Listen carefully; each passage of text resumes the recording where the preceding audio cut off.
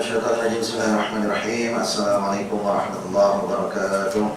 Alhamdulillahirabbil alamin. Nahmaduhu wa nasta'inuhu wa nastaghfiruh wa na'udzu billahi min shururi anfusina wa min sayyiati a'malina. May yahdihillahu fala mudilla lahu wa may yudlil fala hadiya lahu. Asyhadu an la ilaha illallah wahdahu la syarika lahu wa asyhadu anna Muhammadan 'abduhu wa rasuluh. Allahumma shalli wa sallim ala 'abdika wa rasulika Muhammad wa ala alihi wa sahbihi ajma'in. قال الله تعالى في كتابه الكريم أعوذ بالله من الشيطان الرجيم قالوا سبحانك لا علم لنا إلا ما علمتنا إنك أنت العليم الحكيم ولا حول ولا قوة إلا بالله العلي العظيم رب اشرح لي صدري ويسر لي أمري واحلل عقدة من لساني يفقهوا قولي اللهم افتح علينا حكمتك وانشر علينا من خزائن رحمتك يا أرحم الراحمين اللهم نور قلوبنا بنور هدايتك كما نورت الأرض بنور شمسك أبدا أبدا برحمتك يا أرحم الراحمين اللهم يا فتاح يا عليم افتح علينا فتوح العارفين وارزقنا فهم النبيين وصلى الله على سيدنا محمد الحمد لله رب العالمين ولله العزة ولرسوله أما بعد. Pertama syukur kepada Allah Subhanahu wa taala, alhamdulillah dapat kita jumpa pada malam ini seperti mana biasa. Mudah-mudahan semua dalam keadaan baik, dalam keadaan sehat, dalam keadaan tenang dengan nikmat-nikmat Allah Subhanahu wa taala. Mudah-mudahan dengan nikmat-nikmat yang Allah kurniakan kepada kita itu adalah tanda Allah rahmati kita. Nikmat yang ada pada kita, nikmat sehat, nikmat tenang, nikmat harta, nikmat pangkat, nikmat anak, nikmat isteri, nikmat suami. Semuanya itu adalah nikmat. Cuma kita minta bila Allah kasih tadi itu, ia merupakan satu nikmat yang dirahmati oleh Allah Subhanahu wa taala. Sebab kita tak pasti. Sebab kadang-kadang mungkin dalam kita melayari kehidupan, kadang-kadang kita tak perasan yang kata benar itu adalah nikmat. Kaya kita nikmat, sehat kita nikmat. Tapi adakah ianya merupakan satu nikmat yang dirahmati atau tak? Yang itu satu persoalan lain yang kadang-kadang kita kena perhati baik-baik. Sebab tu kadang-kadang walaupun kata dalam kehidupan kita, kita nampak ada orang tu kaya betul, dia tak semayang, dia tak salat, tapi kaya. Dalam dia tak salat tadi tu pun bagus, dia sihat. Dia boleh merayau-rayau pergi Spanyol, boleh pergi jalan-jalan pergi Turki, Itali ke dan sebagainya. Ya, itu nikmat. Tapi begitu juga, adakah itu merupakan satu nikmat yang sememangnya nikmat, yakni yang diredai oleh Allah ataupun tak? Itu satu persoalan yang lain. Sebab tu jangan dengan jiwa-jiwa manusia kita, jangan keterlaluan jealousnya. Sabar dulu. Sebab ada kemungkinan walaupun yang kita punya sikit, kita punya tak merata, paling jauh jalan pun kata pergi Kajang dapat sate kacang cukup le. Tak apa le, janji Allah rahmati. Tu beza dia kan. Sebab tu jangan orang kata aku tak ada lah, aku tak dapat macam dia. Sabar. Sebab yang bezanya pada sisi Tuhan ialah sama ada ianya dirahmati ataupun tidak dirahmati. Yang ni Allah redha ataupun Allah tak redha. Jauh beza tu dapatnya nampak sama. Sebab tu kadang-kadang kita tengok pun kadang-kadang yang bukan Islam, kadang-kadang jalan hidupnya memang karut, cakap terang. Tapi dalam dia karut tadi tu, dengan dia tak sembah Allah, tapi nikmat Allah kasih macam-macam. Tapi pastinya itu tidak diredai oleh Allah SWT. Begitu juga pada diri kita, kalau namanya Islam, yang kita beriman dengan Allah dan Rasul, begitu juga yang kita dapat tu tak banyak sikit, lebih kurang seperti mana yang dia orang dapat. Bentuknya, sihatnya, hartanya, pangkatnya, lebih kurang macam itu. Tapi ada beza di antara nikmat yang ada pada orang Islam dengan nikmat yang ada pada bukan Islam. Allah redha dan Allah tak redha. Mana satu kita nak? Jadi di situ merupakan satu pilihan atas kita dalam kita melayari kehidupan secara terlangsung. Perasaan saya kita berhenti pada 66, betul? 66 kita berhenti. Dan kita yang bab pedoman hidup dan hukum hakam tu rasanya sebagai satu kesimpulan yang lazim kita katakan sedemikian. Yakni ringkasan kepada apa yang kita telah bincang dalam topik by topik ataupun subtopik yang kita dapat bincang. Saya tengok tak ada apa-apa, jadi yang kita skip. Kita pergi pada 67 di bawah subtajuk malapetaka besar hari kiamat. Kita masih lagi pada surah Abbas, surah yang ke-80 untuk kita baca, yang secara langsung dia merupakan bid'ah ataupun potongan yang terakhir dalam surah Abbas. Kita tengok kat situ. Kita baca dulu, kemudian kita akan terus sambung pada tafsir yang belasan. A'udzubillahi minasyaitonirrajim. Fa idza ja'atis sakhah yauma yafirrul mar'u min akhihi wa ummihi wa abihi wa sahibatihi wa banihi likulli imri'in minhum yawma idzin sya'nun yughni wujuhun yawma idzin musfirah dhahikatun mustabshirah wa wujuhun yawma idzin 'alaiha ghabarah tarhaquha qatarah ulaika humul kafaratul fajarah. Sadaqallahul azim. 33. Fa idza ja'atis sakhah, dan apabila datang suara yang memekakkan, yakni tiupan sangkakala yang kedua yang dinamakan as-sakhah. 34. Yauma yafirul mar'u min akhihi, pada hari ketika manusia lari daripada saudaranya. 35. Wa ummihi wa abihi, dan daripada ibu dan bapanya. 36. Wa sahibatihi wa bani, dan dari isteri dan begitu juga anak-anaknya. Yes, okey. 37. Likulli imri'in minhum yawma idzin sya'nun yughni, setiap orang dari mereka pada hari itu mempunyai urusan yang cukup menyibukkan. 38. Wujuhu yawma idzin musfirah, yakni pada hari ini banyak muka, ataupun pada hari ini banyak muka yang pada hari itu berseri-seri. Musfirah. Dhahikatun mustabshirah. 39. Tertawa dan penuh gembira ria. 40. Wa wujuhun yawma idzin 'alaiha ghabarah, dan banyak pula muka pada hari itu tertutup dengan debu. 41. Tarhaquha qatarah, yakni dan disalut dengan kemuraman. 42. Ulaika humul kafaratul fajarah, yakni mereka itulah orang-orang kafir lagi derhaka. Baik, kaitan ayat dengan ayat sebelumnya, selepas menerangkan nikmat Allah Subhanahu wa taala yang terdapat dalam diri manusia dan alam, dalil-dalil dan bukti kekuasaannya untuk menghidupkan semula manusia dan segala makhluk lain, Allah Subhanahu wa taala menjelaskan pula sebahagian daripada gambaran malapetaka kiamat yang boleh menimbulkan rasa takut dan gerun dalam diri manusia. Ini dapat mendorongnya untuk mengambil perhatian tentang bukti kiamat serta mempercayainya. Dengan demikian ia boleh menghindarkan diri daripada perbuatan keji dan maksiat serta mengelakkan diri daripada sifat sombong sesama manusia. Sebaliknya sentiasa menunjukkan sifat tawadhu dan merendah diri kepada sesama manusia. Manusia dalam konteks ini tergolong dalam dua kategori, manusia yang bahagia dan manusia yang celaka. Golongan yang pertama akan bergembira dan berseri-seri wajah mereka. Mereka adalah orang yang beriman terhadap Allah dan Rasulnya. Golongan kedua akan berwajah muram, berkerut dahi, dan muka mereka dipenuhi debu dan kekotoran. Mereka adalah orang yang menolak kewujudan Allah dan menolak tauhid kepada Allah serta tidak menerima ajaran yang dibawa oleh Rasulullah sallallahu alaihi wasallam. Imam Al-Qurtubi rahimahullah ta'ala amin menjelaskan bahawa Allah menyebutkan urusan kehidupan, maka ia juga menyebut urusan akhirat dan pada hari kebangkitan semula. Ini adalah supaya manusia dapat menambahkan amal saleh dan membelanjakan hartanya, yakni bersedekah, dan mendermakan apa saja yang dianugerahkan Allah Subhanahu wa ta'ala kepadanya. Baik, okey, kita lihat dulu yang tafsir belasan, nanti kalau ada masa kita masuk. Baik, ayat daripada ayat 33 sehinggalah kepada ayat 42 tuan-tuan, yakni sambungan daripada ayat yang kita dah baca sebelumnya, yakni 24 sampai 32, yang menceritakan tentang kekuasaan Allah Subhanahu wa taala dalam memberikan nikmat-nikmat kepada manusia. Kadang kita dah bincangkan berkaitan dengan kata nikmat tumbuh-tumbuhan, makanan yang Allah kurniakan pada kita, termasuklah buah-buahan. Nikmat-nikmat tadi itu ada pada diri kita dan diberikan kepada kita. Cuma antara kita peroleh dekat kawasan kita ataupun tak, itu satu persoalan lain lah. Tapi rasanya dengan dunia yang bersifat globalisasi sekarang ni, rasanya semua sampai. Minyak zaitun pun kita boleh makan, tak ada masalah kan. Kurma yang jauh pun sampai pada kita. Jadi tidak ada ruang untuk kita kata tak jumpa lah ustaz. Tak, memang kita jumpa. Cuma antara nak beli tak beli, mahal tak mahal. Itu je lah kalau nak ada pun, secara tak langsung. Baik, setelah Allah terangkan perkara tersebut, nikmat-nikmat Allah kurniakan kepada kita, Allah bagi tahu pada kita tentang persoalan malapetaka hari kiamat.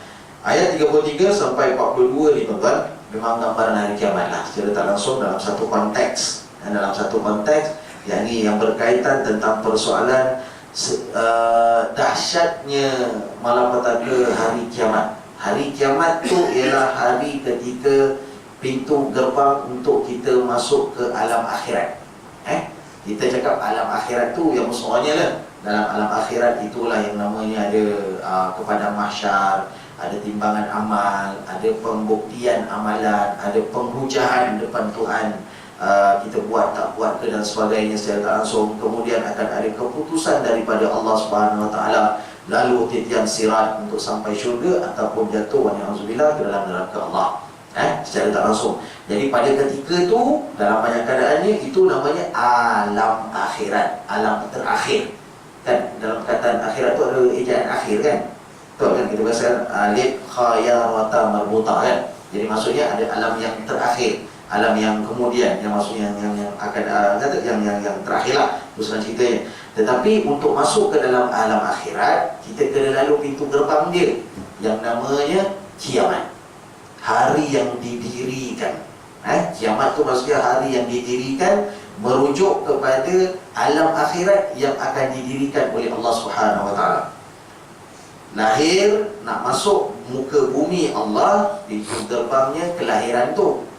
Kelahiran tu daripada alam rahim nak masuk alam dunia, pintu gerbangnya adalah kelahiran. Keluar daripada perut mak kita lah.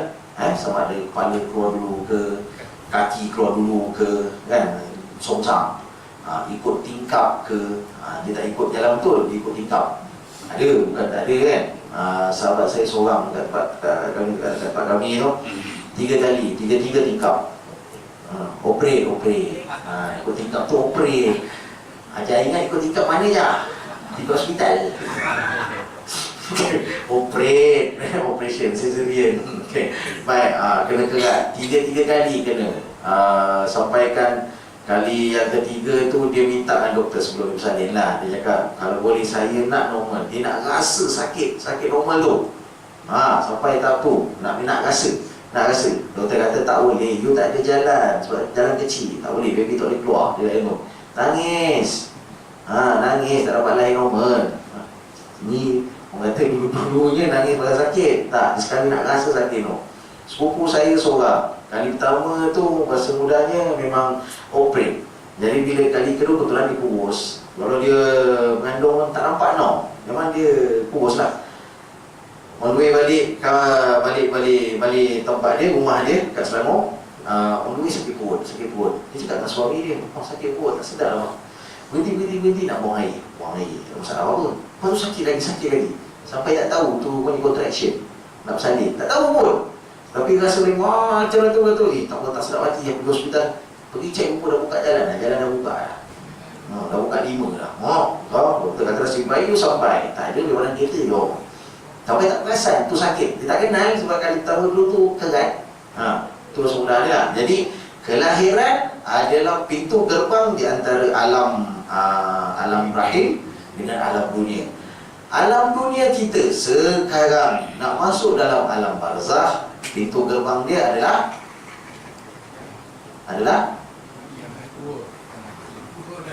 alam dunia. Nak masuk alam barzakh, pintu gerbang dia mati. Mati tu pintu gerbang dia. Nak kena tempuh mati dulu, baru boleh masuk alam barzakh. Kan? Mana boleh dandan masuk? Tak boleh. Dia ada pintu gerbang dulu, kena lalu dulu. Tu yang tak tahan tu. Tu yang ada sejuk. Kan? Tak ada yang dah bersedia dah. Tak ada jangan giling je.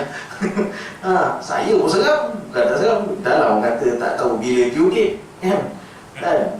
Kalau tahu due date tak ada masalah. Pandai lah orang kata nak menggerakkan garang tu. Masalah tak tahu due date. Tu masalah dia. Jadi daripada alam dunia nak masuk pada alam barzakh, lalu mati. Daripada alam barzakh nak pergi pada alam akhirat, pintu gerbangnya adalah kiamat. Kiamat tu pintu gerbang. Kita kena tempuh dulu untuk masuk pada satu alam, sebab dunia akan dihancurkan terlebih dahulu.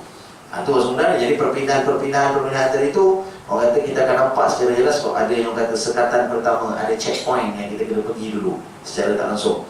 Tu yang kadang bila, yelah, sebagian bila orang kata, alah apa nak takut dengan mati, macam lahir, kita cuma pindah alam aja. Iya, nampak macam tu, tapi jangan lupa daripada alam rahim masuk alam dunia tak bawa beban. Kita tak ada bawa kitab.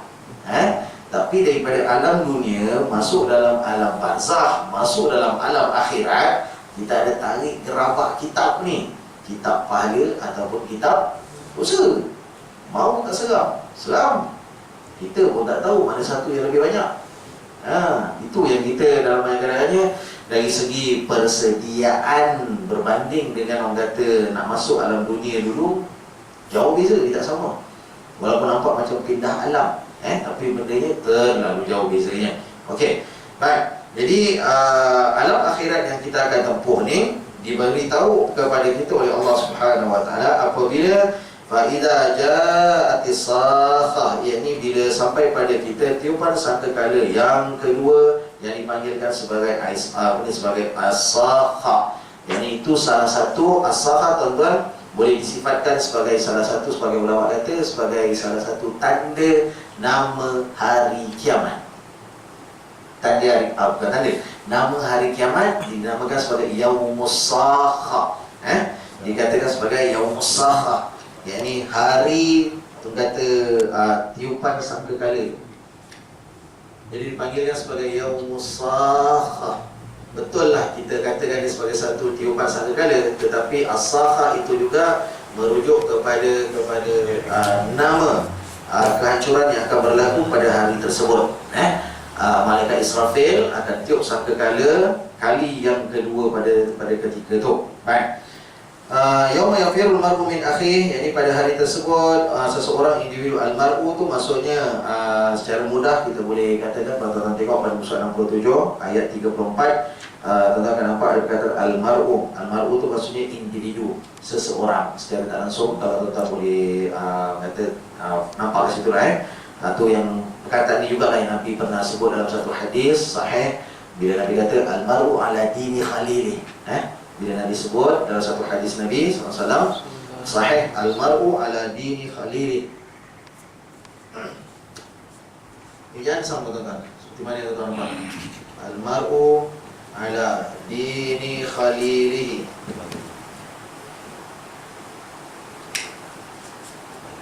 Falyanzur ila ma yukhaliluhu. Ini ada sambung lagi lah, tak payah nak buktikan kat sini je. Al-mar'u ala dini khalilihi falyanzur ila may yukhaliluhu. Atau kama qala Rasul sallallahu alaihi wasallam. Nabi kata al-mar'u, seseorang, individu, orang tu, kita lah bahasa mudahnya, di atas agama, ala di atas din, agama, din, khalilullah, Nabi Ibrahim. Khalil maksudnya apa? Khalil, kekasih dia. Konteksnya Khalil tu maksud okey, baik. Terjemahan asasnya Khalil ni maksudnya kekasih. Kekasih, Khalilullah, kekasih Allah. Tu bahasa mudah dalam konteks Nabi Ibrahim AS. Khalil itu kekasih. Ada nama Khalilah ke apa dan sebagainya, perempuan kan. Dulu ada satu ustazah saya, nama dia Khalilah. Comel. Okay. Dah lepas dulu lah. Sebab kebetulan masa dia mengajar pun masa tu dia belum nikah lagi. Tu yang budak gerak zaman jahiliah. Okey kan. Bapak Syahmat dah lupa dah aku dia ngata ustazah ombing tu.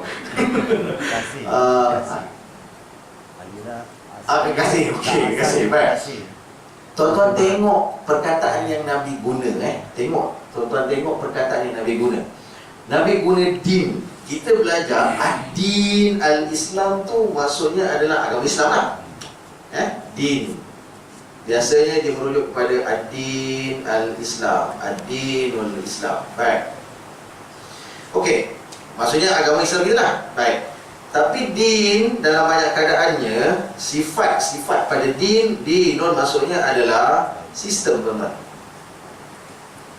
Kita selalu kata Islam adalah satu sistem kehidupan. Yang kata tidak semata-mata agama, tapi dia merujuk juga kepada sistem. Apa maksud sistem? Maksudnya ialah lazimnya kita terikat dengan dia.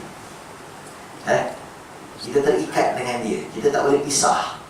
Jadi Nabi SAW tunjukkan kat kita, dia buktikan kat kita, dia bagi satu isyarat. Bagi satu isyarat kat kita, lazimnya dengan siapa kita berkawan, macam itulah juga cara kita berfikir seperti mana orang tu. Orang tu kalau fikirnya buruk, sentiasa cerita-cerita buruk aja, percayalah tak banyak sikit pun kita akan suka cerita-cerita yang buruk. Dia suka gosip-gosip, kita pun akan suka gosip-gosip. Kalau orang tu memang kaki surau, kaki masjid, percayalah kita berkawan dengan dia, rapat dengan dia, lazimnya orang pun akan kata juga, kau pun ni lah, aku tahulah kau bukan kawan aku, kau kawan dengan Haji Wah, kaki surau, masjid boleh lah. Kan? Maksudnya orang akan tag kita, dia akan letak kita berdasarkan pada siapa kita biasa dengan orang. Kalau kita biasa dengan orang baik, orang akan tak banyak sikit, orang kata kita baik. Tapi kalau begitu juga, walhamdulillah, kita berkawan dengan orang yang tak betul, orang tak banyak sikit kata, alah dia memang macam tu. Memanglah dia kaki masjid, tapi ekor jalan juga. Kau tak tahu ke dia belajar dengan haji tu, nombor ekor? Ambil kau. Belajar nombor ekor dengan haji. Tadi kat satu, ialah kat tempat tadi saya ceramah tadi tu, dia kata, Ustaz, tapi kita punya ketua operasi ni dia tak suka lah guna title haji dia. Dia kata, tak apalah, satu sudut. Kadang-kadang ada orang dia tak nak, kata apa, dia dipanggil mungkin dia rasa belum serasi dengan jiwa dia. Sebab kebetulannya bila dah berdepan dengan ketua operasi tu, memang masa mudah ni kalau ikut kita, umur kita orang lelaki lah, muda lagi lah, bila gua dalam pangkal 4, kata. Jadi nak bawa title tu dia ada segan-segan dia mesti letak langsung. Dan tuan-tuan jangan kata juga bila dah ada haji tu mesti letak, tak, kita tak kata gitu. Itu kita serap pada individu masing-masing lah. Baik. Jadi din pada hakikatnya dah sistem. Selalu dengan orang pattern macam ni, tak banyak sikit kita akan kena tempias. Yang biasa kita dengar lah tuan-tuan, yang kata Imam Al-Ghazali katakan bahawa kalau kita banyak berkawan dengan orang yang kata jual minyak wangi, tak banyak sikit, kita kena tempias dia punya wangi dia. Maksudnya benda-benda baik. Tapi kalau kata kita berkawan, ikut konteks zaman, masa Imam Ghazali sebut, kita berkawan dengan tukang besi, tak banyak sikit, hanyut-hanyut besi itu pun kita akan dapat. Jadi bermaksud, dia merupakan satu pilihan atas kita dalam nak menjaga maruah nama baik kita dengan siapa kita kawan. Tak banyak sikit. Pasti, sebab orang akan tengok kita kawan dengan siapa, kawan dengan siapa, kawan dengan siapa. Kalau orang akan kawan dengan kaki orang memang kaki pancing, jawabnya memang cerita pancing je. Kan? Takkan dia nak cerita motor. Tak kena. Tak kena. Kan? Cerita dengan orang yang sememangnya kata suka dengan ilmu-ilmu agama dan sebagainya, kan pastilah cerita-cerita agama je yang kata pun. Dia takkan cerita cerita mata dunia dan sebagainya. Jadi din tu sebenarnya sistem. Tak banyak sikit itu je kitaran dia. Sebab tu tak banyak sikit pun tuan-tuan, dalam banyak keadaannya saya ingatkan sangat-sangat pada diri saya, apabila dalam banyak keadaannya kita begitulah juga sebahagian ulama mengatakan bahawa kadang-kadang pada akhir hayat kita, sebab kita cerita katakan kiamat, dalam banyak keadaannya kita akan diambil nyawa oleh Allah Subhanahu Wa Taala di atas satu sistem ataupun suasana yang memang kita lazim dengan dia. Kita lazim dengan dia. Contoh, katakanlah kita memang suka dengan dunia-dunia mancing, katakanlah target. Mancing tu tak salah. Tetap tak salah, saya nak tegaskan. Kamu dia tak salah. Kadang-kadang ada seorang memang ustaz tu lawak. Tak, saya tak cakap lawak. Bergantung pada masing-masing lah. Dia nak jadikan dia sebagai satu tempat ibadat untuk dia tenang, untuk perhati keindahan alam Allah SWT. Tak salah. Apa salah dia? Yang salahnya tu kalau dia pergi, bini dia kat rumah tak dapat ikan. Itu masalah kan? Itu dia nak masak. Itu tu salah. Sebab tak jalankan tanggungjawab. Clear kan? Dia pergi. Tapi begitulah juga sebagai ulama kata, ada kemungkinan, sebagian ada kemungkinan di penghujung kehidupannya juga, dia kata di rapat-rapat dengan cerita mancing. Nak pergi mancing, na'udzubillah, aksiden. Dia meninggal bila lelaki kau, dia nak pergi mancing. Dekat. Kena waktu balik, kan? Tengah cari umpan, kan dekat. Jadi dia dekat-dekat kitaran-kitaran tu. Dia kalau kata kita ni memang kaki masjid, kaki surau ke apa ke semua sekali. Betul, matinya aksiden kat tengah jalan. Masa bila tu, dia baru balik daripada solat tadi. Memang kata kita langgar, dia langgar lari dekat dengan persoalan yang dia gemar. Apa kegemaran kita? Dia jawab dia. Jawab sendiri. Jadi ada ruang-ruang kemungkinannya berada di situ. Cuma mungkin bukan mesti tengah buat tu, tak mesti. Tapi kitaran-kitarannya tu cukup rapat. Dalam banyak kata, sebahagian ulama kata sedemikian. Jadi sebab tu dalam banyak keadaannya tuan-tuan, kadang-kadang kita sendiri pun nampak dalam bermasyarakat, dalam kata kita hidup sepanjang hidup kita ni, kadang ada sebagian orang memang dengan apa yang dia cinta tu, dengan tu lah dia meninggal dunia.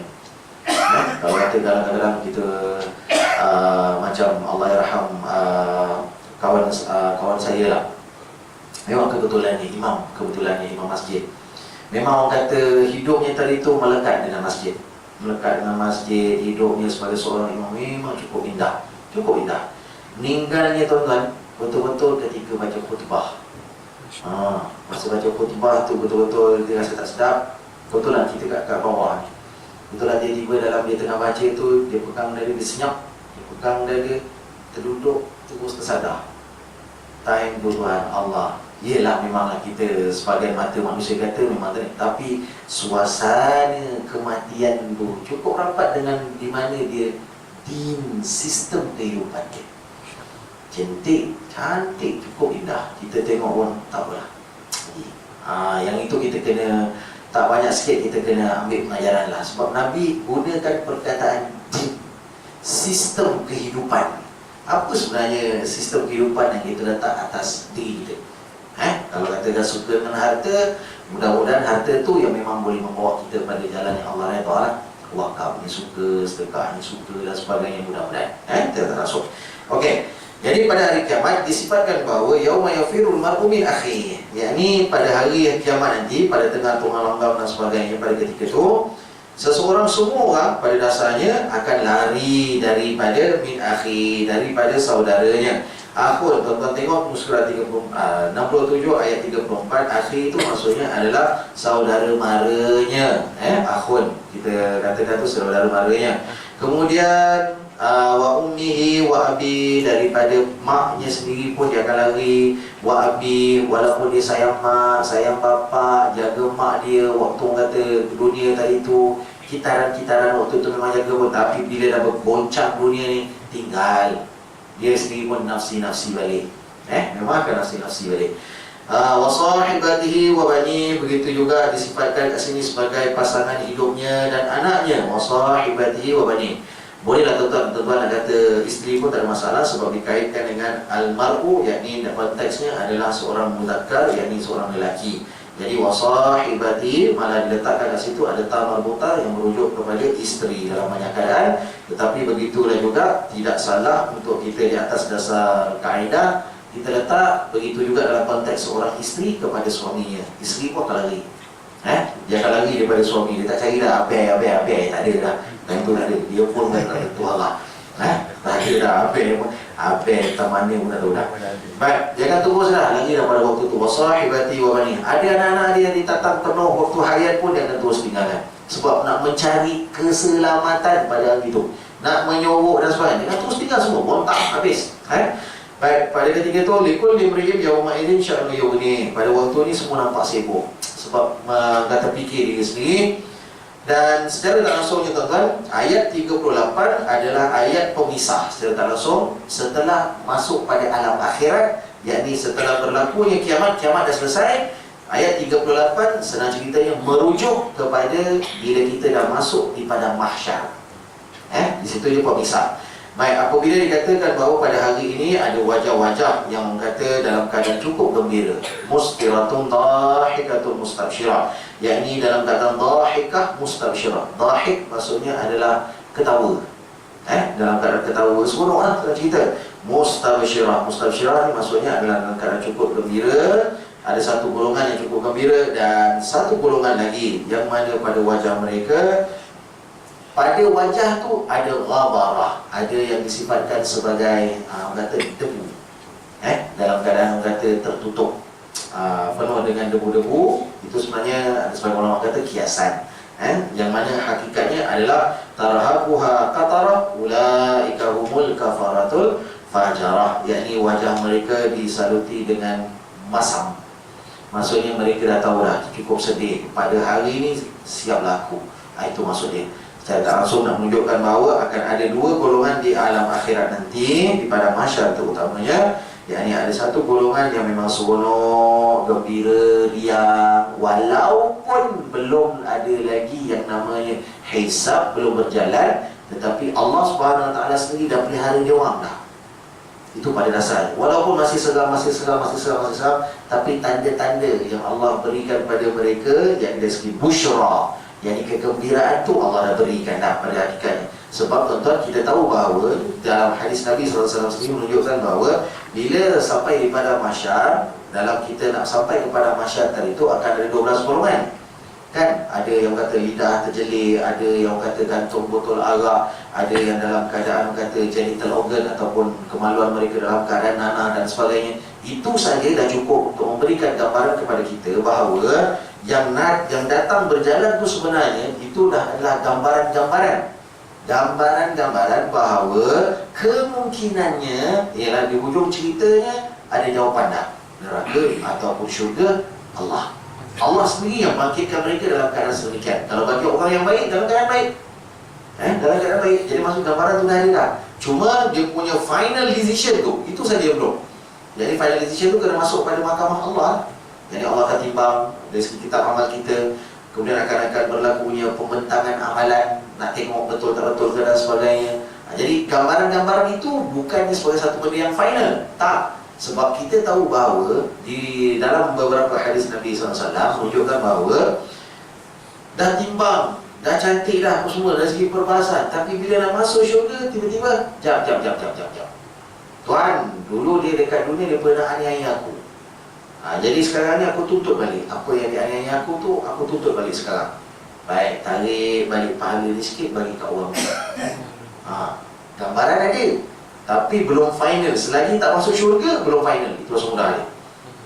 Jadi bahasa mudah, sebab itu jangan keterlaluan dalam untuk memperkatakan sesuatu semudah seperti mana yang kita nampak. Nanti dulu, tak semudah no. Kebetulan kita tahu lah secara tak langsung, minta maaf. Tapi kita katakan tak banyak sikit untuk kita jadikan sebagai satu bahan fikir, tuan-tuan. Apabila dalam konteks akidah, dalam bab akidah, kadang kita kena reserve sikit lah. Saya yakin tuan-tuan dengan kata dalam 2 minggu kot, kata mendiam yang kata lawyer yang meninggal tu, tahu lah kan? Okey, baik. Akam tak payah sebut. Okey, baik. Jadi ada benda-benda tu kita etika tu kita jaga juga lah. Baik, jadi kita tahu ada orang kata macam ni itulah, dia macam ni, dia kata langgar ni, tak suka lah, aku benci dan sebagainya. Dia tuan-tuan setuju, kita setuju satu sudut. Tuan-tuan. Baik, tetapi begitulah juga. Saya tadi terkesan sikit, bukan terkesan macam mana, tapi kita memang okey. Yang terkesan tinggal kejap. Bahasa mudah, satu sudut, orang yang tidak mempercayai kepada Allah, kita tahu bahawa bila tidak ada syahadah kepada Allah Subhanahu Wa Taala, dia tak ada account dengan Allah. Itu mudah, senang cerita. Sebab bila kita syahadah, kita mengucap dia syahadah, kita dah ada account dengan Allah.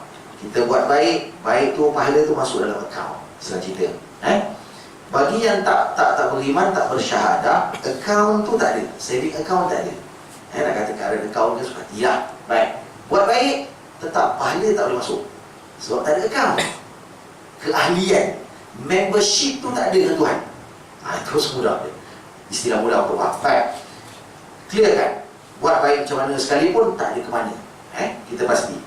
Tetapi begitulah juga tuan-tuan, itu adalah pada pandangan kita duniawi. Kau ucap syahadat, aku terima kau sebagai Islam, clear kan? Kau saudaraku. Kau tak ucap, kau bukan saudara seagama dengan aku. Baik.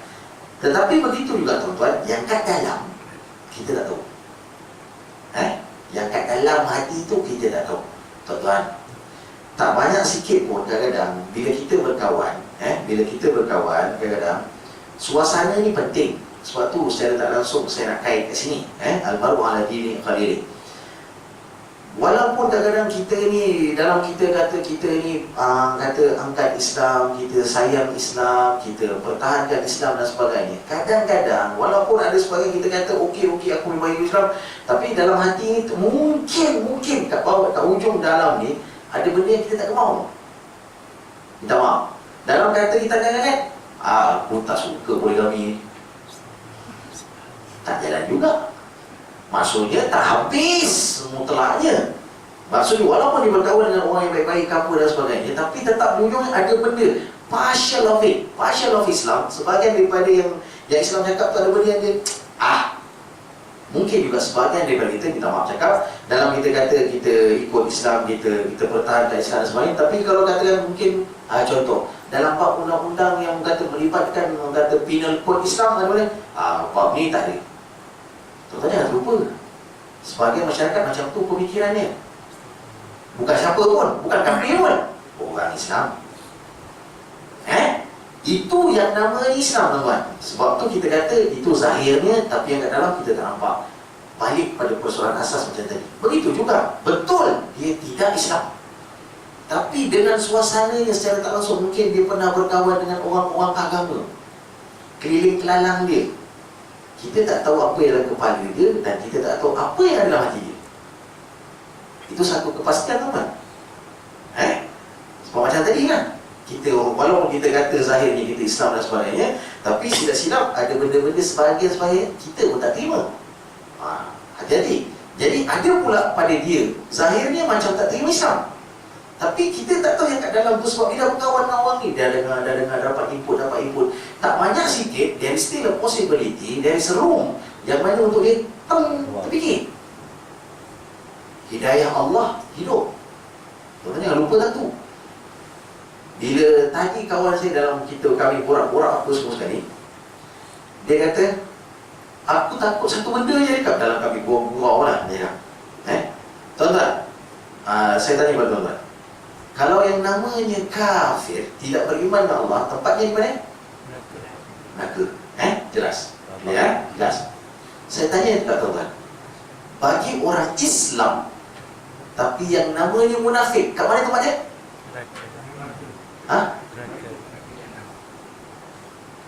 Tepat sikit, spesify sikit. Orang Islam tapi munafik. Zahirnya Islam, terima aku ya, tapi kat dalam tu ada sikit benci dengan sebahagian daripada Islam atau mungkin keseluruhan Islam. Kat mana tempatnya? Tepatnya sikit lagi. Neraka yang lagi dalam. Iya. Neraka jahanam. Temu. Kat mana tempatnya? Betul neraka, tapi tempat dia kan?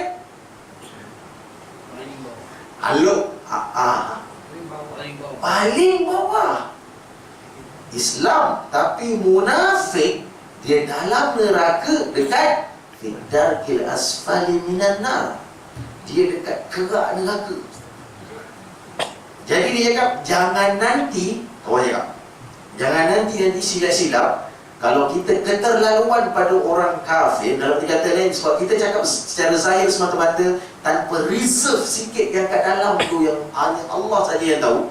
Silap-silap nanti dalam neraka, dia buat gurau lah. Dia kata, aku kat dalam, tapi aku atas engkau, kau kat bawah aku. Tuan-tuan tak takut ke? Satu sudut bunyi lawak, tapi satu sudut waliyahzubillah, tuan-tuan. Jangan kita kata kita Islam, tapi ada part of it, ada benda yang aku memang reluctant untuk terima. Jangan main-main, tuan. Saya boleh dengar Allah, tuan. Dan dia bukan ustaz yang cakap dengan saya tadi lah, sebab kami keluar makan tadi tengah hari tadi. Jadi beberapa waktu dalam kita tadi tu, dalam borak-borak saja benda-benda isu-isunya apa sekali, dia kata, waktu dia cakap tu, Tuhan, betul. Dia cakap betul. Sebab Allah sendiri yang menyebutkan, dia mengatakan, itu ayat Quran. Memang Allah sendiri yang mengatakan, confirm yang tidak beriman dengan aku, kau masuk neraka. Tapi Allah juga yang sebut, bagi munafik Islam, sebab yang munafik itu namanya Islam. Tapi munafik, nifak dengan Allah, kau kat bawah. Jangan nanti dia kata, kita sama, tapi aku kat atas, kau kat bawah tau. Boleh main. Tuan-tuan, saya dengar Allah, tuan. Bukan Bukan itu satu statement, satu pengajaran atas kita. Kita fikir baik-baik. Bab akidah, reserve lah. Reserve. Kita buat tanggungjawab kita. Kita buat tanggungjawab kita. Apa dia? Ajak dia. Pujuk dia. Walaupun dia kafir. Yang itu kita kena faham semua-semua. Kena faham semua. Sebab kita tak tahu yang ada kat dalam hati manusia. Ada orang yang kata betul-betul kononnya macam pertahan-pertahan, tapi dalam kata tahan-tahan, tapi ada sebahagian juga yang kata dia tak beragama orang Islam atau sebahagian berislam. Kedudukan tu macam mana? Dengan sebab tu mulut, saya ingatkan sangat-sangat pada diri saya. Mulut kita, cara kita fikir dan sebagainya, reserve, jangan terlepas. Kita sendiri pun tak tahu tuan-tuan, alhamdulillah, kita tak tahu kedudukan kita pada sisi Allah. Kalaulah takdirnya pada sisi Allah, bukan sisi manusia, pada sisi Allah, memang dia katakanlah sampai pada pada akhirat di depan Allah SWT, ya Allah, aku ikut semua amalan kau, aku buat amalan kau, kau suruh aku semuanya ini, aku beriman dengan kau, tak, kau semuanya nifak dengan aku. Tuan-tuan, ya Allah, yang maha mengetahui yang kat dalam ni, yang namanya hati, hanya Allah.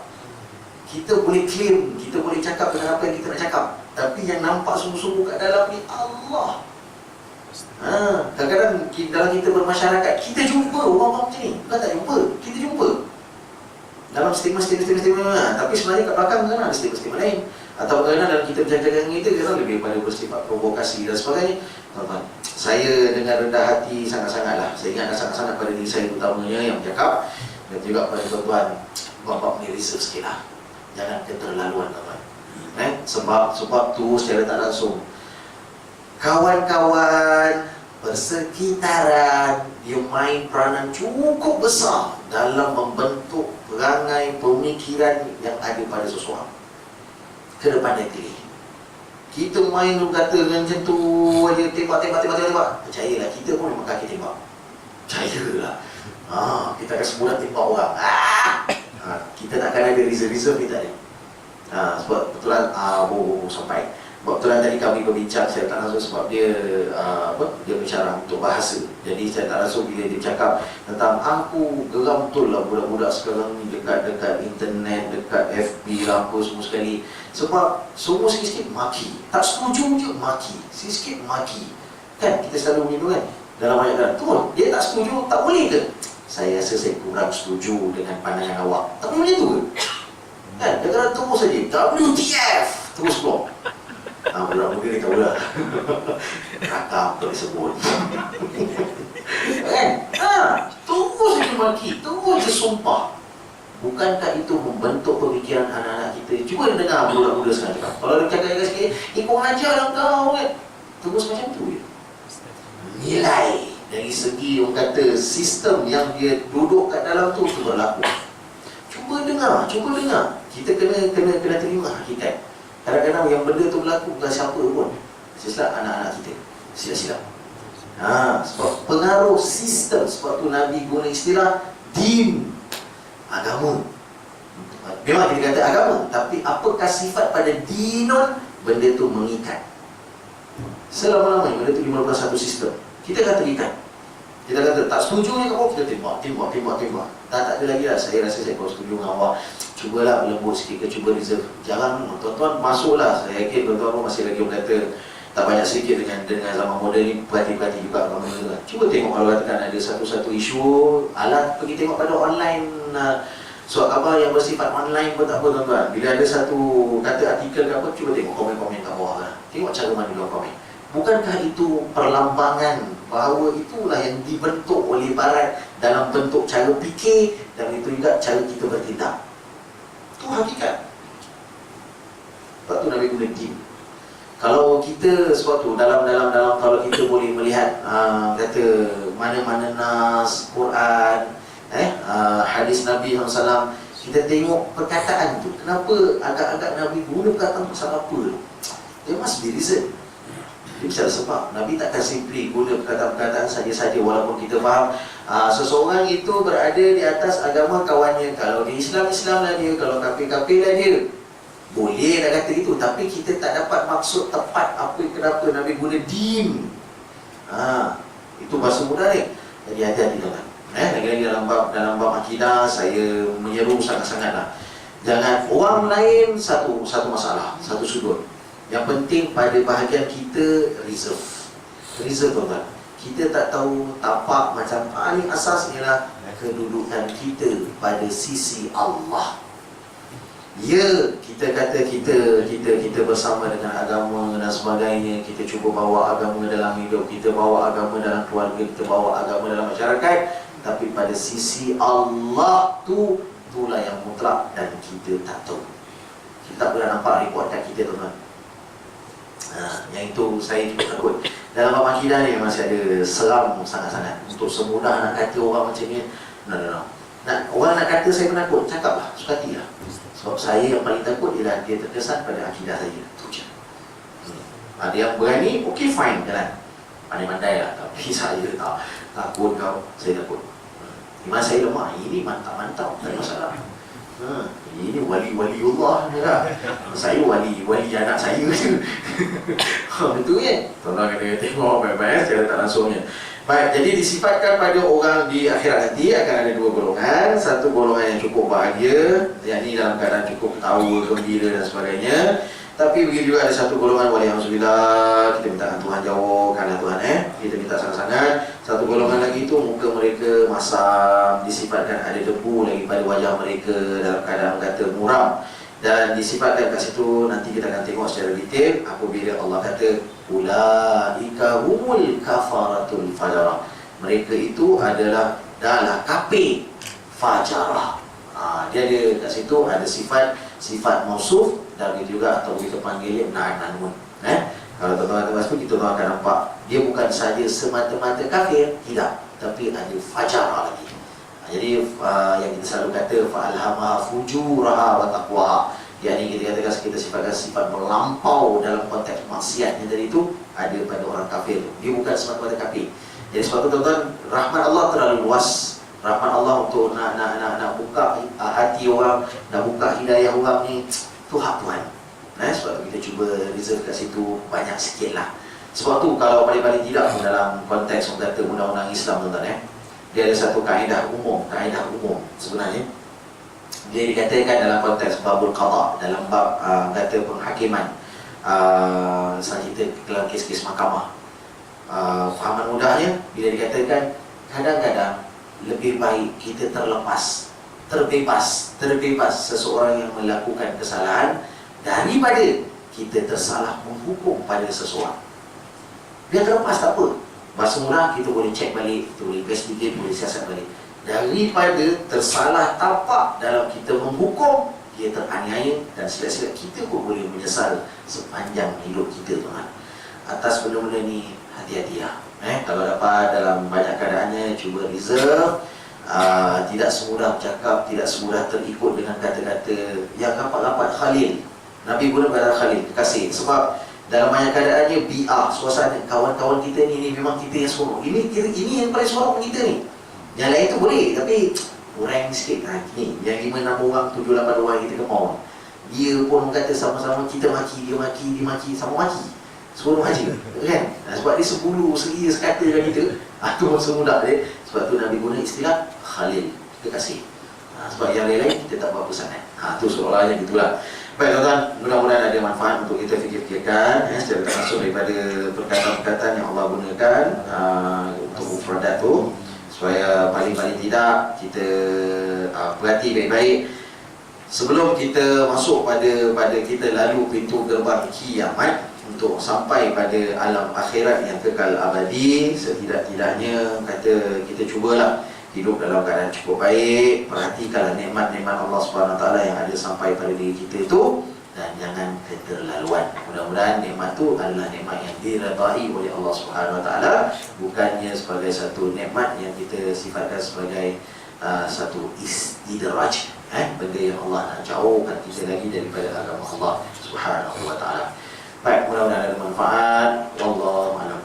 Alhamdulillah, bismillahirrahmanirrahim. Alhamdulillah, wassalatu wassalamu ala asyrafil anbiya'i wal mursalin wa ala alihi wa sahbihi ajma'in. Allahumma fa'alna bima 'allamtana wa 'allimna ma yanfa'una وزدنا علما والحمد لله على كل حال. اللهم أرنا الحق حقا وارزقنا اتباعه وأرنا الباطل باطلا وارزقنا اجتنابه. Ya Allah, Tuhan kami, biarkanlah kepada kami kebenaran itu sebagai satu kebenaran, dan berikanlah kami kekuatan untuk menurutinya ya Allah. Dan biarkanlah kepada kami kebatilan itu sebagai satu kebatilan, dan berikanlah kami kekuatan untuk menjauhkannya ya Allah. Allahumma rabbana atina fid dunya hasanah wa fil akhirati hasanah wa qina adzabannar. Wa sallallahu ala sayyidina Muhammad walhamdulillah.